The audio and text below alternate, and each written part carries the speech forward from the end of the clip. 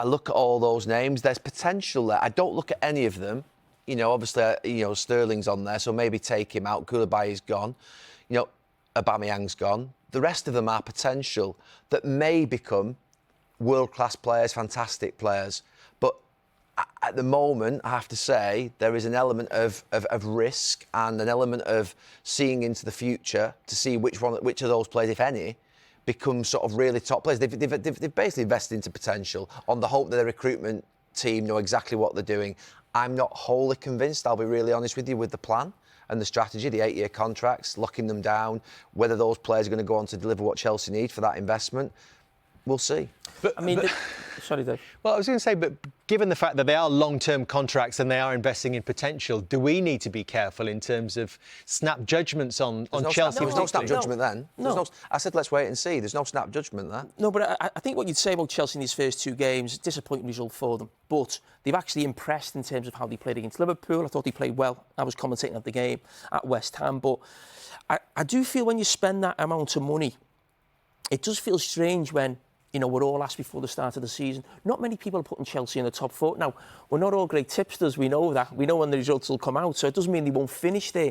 But not many people are thinking that squad, with that much money spent on it, will finish in the top 4. And that doesn't seem right to me, because that is an unbelievable amount of money. And I do feel, even though I've been really impressed with them in the first 2 games, if you said to me, how many players would they need to challenge Manchester City? I'm not talking about winning the league. I still think they need a goalkeeper. Even though they just signed Sanchez, I think they probably still need a top centre-half because Thiago Silva's 38. I don't think there's a real out-and-out goal scorer. And your goal scorer doesn't have to be your centre-forward. Liverpool's a Salah who plays on the right wing, so it's not a digger Jackson. He's only just come into the club and I've been impressed with him. But you think of those really important decisions, it still feels like there could be 4 players, top players, would need to go into that team just to challenge Manchester City. And that doesn't feel right when you consider the amount of money that they've spent. How patient do they need to be? This is Chelsea fans.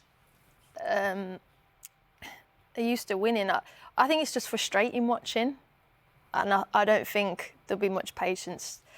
I think what's got them a bit of time is there's a likeable manager in Mauricio. I think the fans do like him. I think people in football like him, and I think that will buy time within the club. But I think this is going to take a long time to buy all those players, to gel them in, to embed them in. They're youngsters. It's tough, and it's a lot to demand of them. So I don't think there'll be success for a while there. I think having the manager there, though, will give the board a little bit more time before the fans really lose their head, in my opinion.